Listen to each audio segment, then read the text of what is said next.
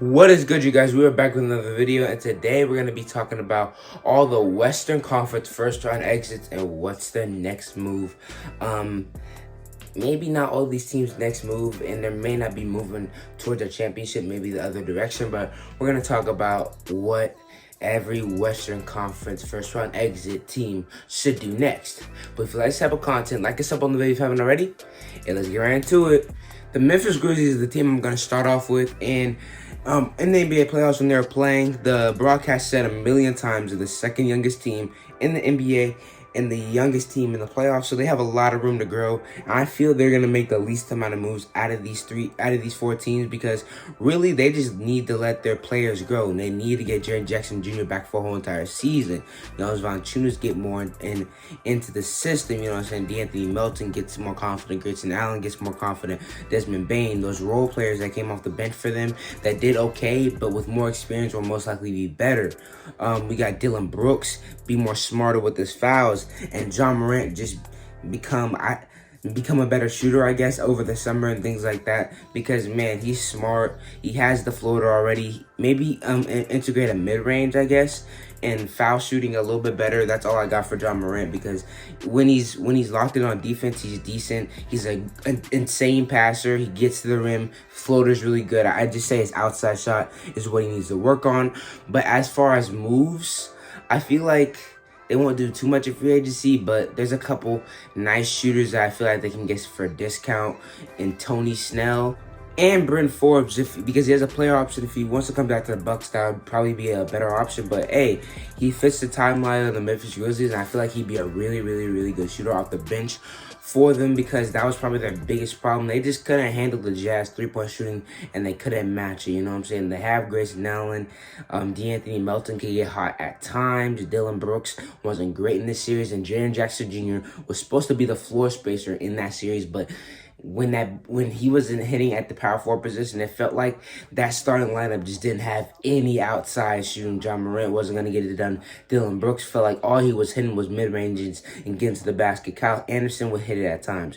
Jaren Jackson was inconsistent in that series, and you know Jonas Valanciunas ain't going to shoot it. So, they just need a more shooting coming off the bench, because Bane got it, Allen got it, and if you get another one along with D'Anthony Melton's defense and Tyus Jones being a decent backup point guard, you can have an okay team. Also, they have some draft possibilities to get these shooters, and Chris Duarte as more of a catch and shoot guy, and Jared Butler, kind of like Desmond Bane was in college, being more on the ball in college, but he's a really good catch and shoot guy as well, and I feel that may be his role coming into the NBA, and that may be a good idea for the Memphis Grizzlies as well. I feel that the draft ones will be better ideas, because Chris Duarte, 23 years old, would fit right into that timeline, and so would Jared Butler, both of them being older guys coming into their draft, juniors and senior year players.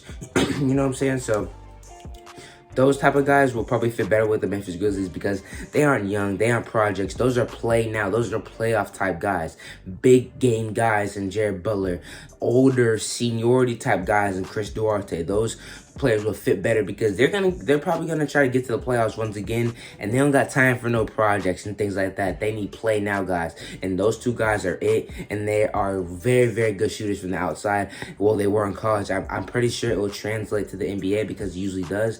And man, those shooters off the bench, Desmond Bane, maybe a Jared Butler, Duarte, you got Melton, like I said, you got Allen, and Jared Butler and Duarte also play okay, decent defense, so they aren't liabilities, just like Grayson Allen isn't a liability. So if you get those and you don't have to spend money for agency, I feel like that's a very great option for the Memphis Grizzlies.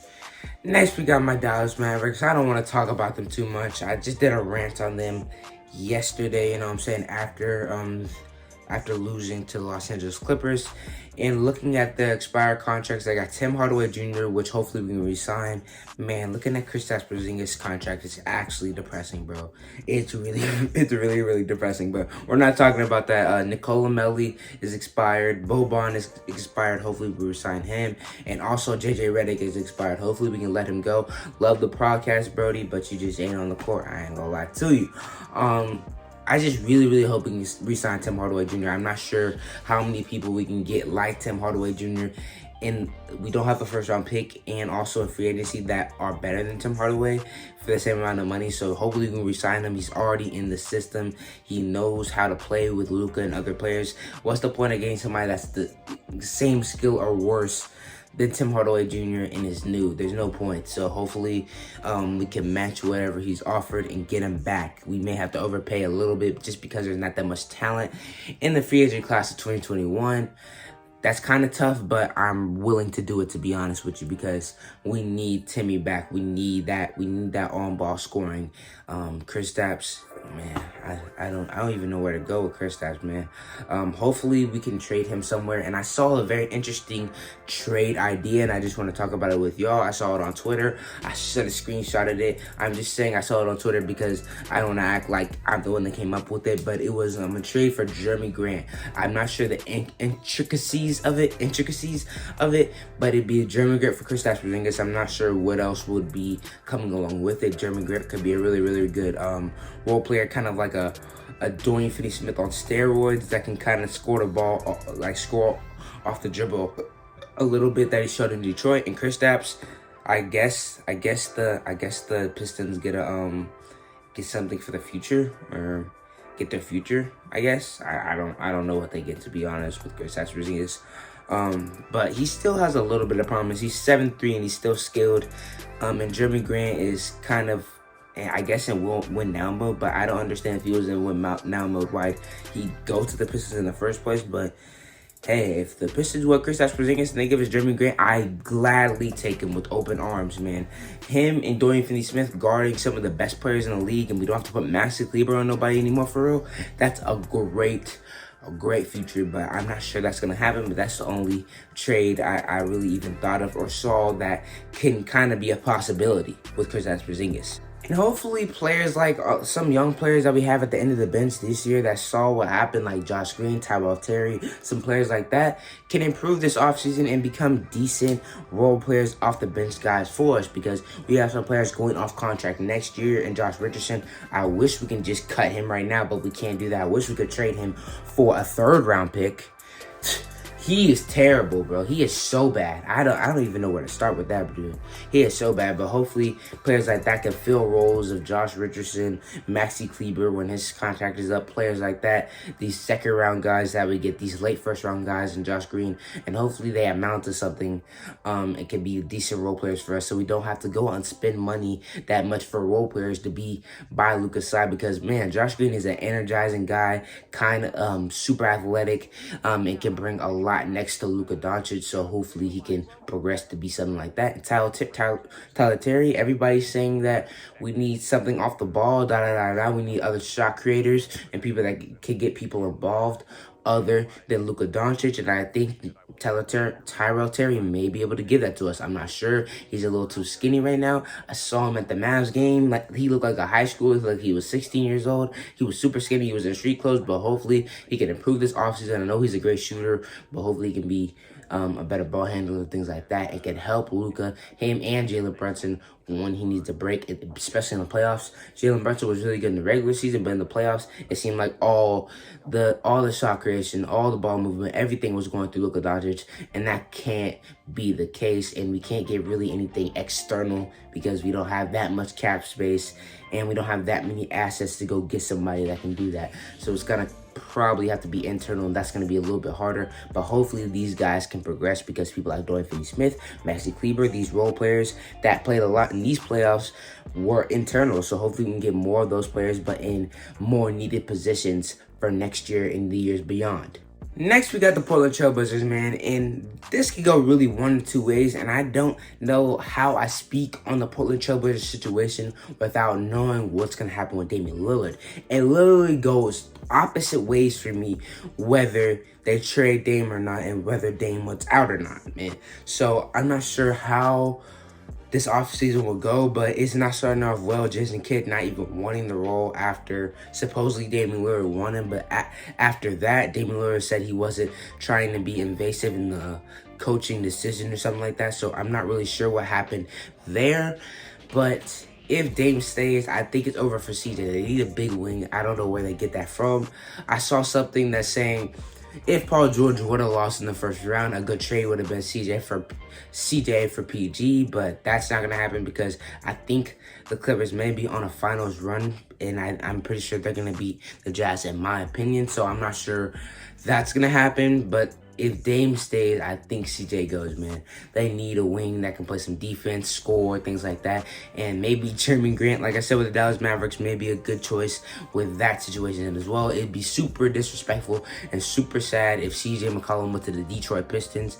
I would not like that. That'd be a bad look for the Trailblazers if they sent CJ McCollum to the Pistons.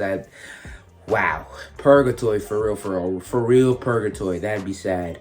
But if Dame leaves, I think they just restart, probably get a whole bunch of picks, let these young guys that's already on the roster, and Anthony Simons, Nas Little, other people like that. Zach Collins is coming off an injury, but this is his last year on this contract. People like that start to progress. I'm not sure if they're going to re-sign Zach Collins, but people like that start to progress and be better players, and get more opportunity because Dame's not there, and all the veterans will leave. Melo's on his last year, Cantor's on his last year, Nurkic will probably want to leave. All of those guys will probably leave Portland after that, and then in the coaching search, I'd hope for them to get like an assistant coach, a young assistant coach like a Taylor Jenkins, and just build the culture down from scratch. You know what I'm saying? Like the Memphis Grizzlies did. Get new players to lead the culture and just go on from there. That's what I'd like them to do if Damian Lillard leaves. So I'm gonna just not speak on the situation and what they should do until I know if Dame is leaving or not. Last but not least, the great Los Angeles Lakers, after winning a championship in the bubble, losing the first round, and they got a lot of expiring contracts. They got Dennis Schroeder, Montrezl Harrell, all those guys at the end of the bench, Ben McLemore, who else? Andre Drummond, Markieff Morris, Alex Caruso. They got a lot of them. They got a lot of them expiring contracts, and I feel the only one they should bring back is Alex Caruso because he brings so much energy. I hope they find a way to get rid of Kyle Kuzma because he just ain't it, bro. He's pretty bad. Like I was trying to give him the benefit of the doubt. He's been trying to fit into a winning team after his first 2 years averaging 16 and getting a lot of the bulk of the shots after Brandon Ingram was hurt in those first 2 seasons, and going to being like a role player and having to play really good defense and share the ball a lot more. I've been trying to give him the benefit of the doubt, but he's bad. Like, he's pretty bad. I'm not going to slander him like the rest of Twitter and the rest of YouTube has been. All I'm saying is he needs to be better, because he was the one that they left out of all that young core, and maybe he was just the least valuable. I'm not pretty sure. I don't remember. But man, that sucks that was the one that they left. Jordan Clarkson, Julius Randle, Lonzo, Brandon Ingram. All of them people, Josh Hart would be better right now, way better for them right now.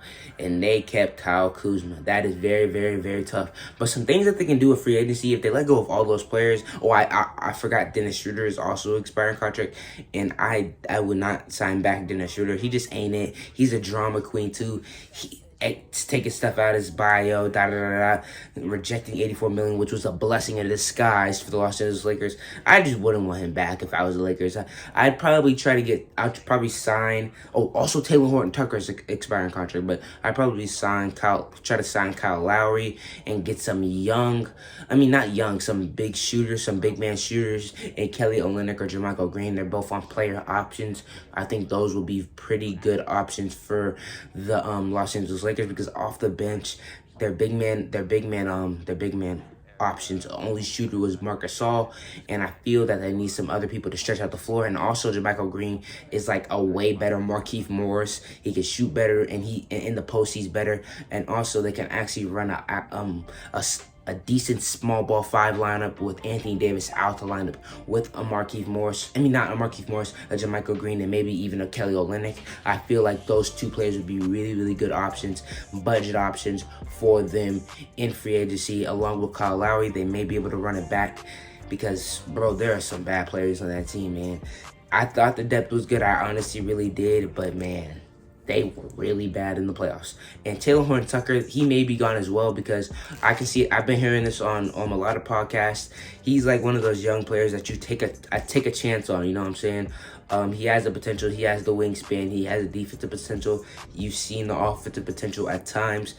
A team may give him $10 or $11 million, and I don't think the Lakers would be that interested in matching that. So he may be gone as well, which would suck, because I feel he may have been a future type of piece, maybe a decent player, but he may be gone as well, which would be pretty tough, because I actually thought he had some decent potential.